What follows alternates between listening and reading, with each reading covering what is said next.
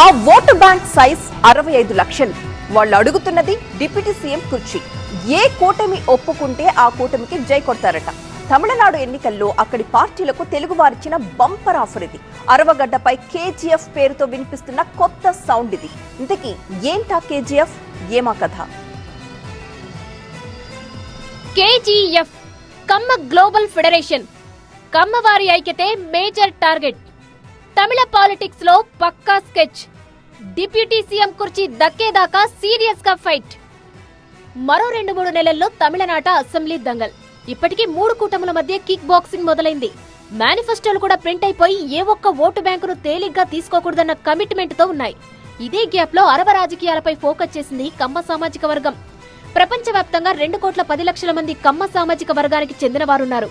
ఇది దేశ జనాభాలో 1.5% కంటే ఎక్కువ. తమిళనాడులో అత్యధికంగా 65 లక్షల కమ్మ జనాభా ఉంది.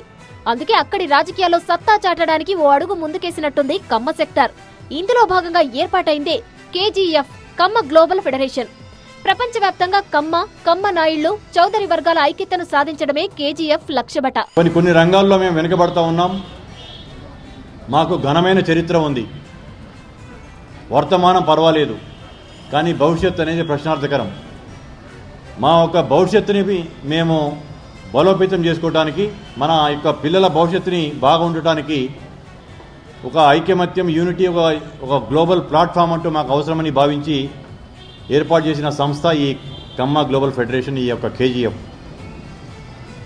కోలార్ గోల్డ్ ఫీల్డ్ లాంటిది ఎంతైతే పాపులరో మా యొక్క సామాజిక వర్గం కూడా అంత పాపులరు. రాజకీయంగా పైచేయి సాధించాలన్న ఆలోచనతో ఫిబ్రవరి 8న శ్రీ పెరంబదూర్ వేదికగా భారీ స్థాయిలో కమ్మ మహానాడు నిర్వహించాలన్నది కేజీఎఫ్ ప్లాన్.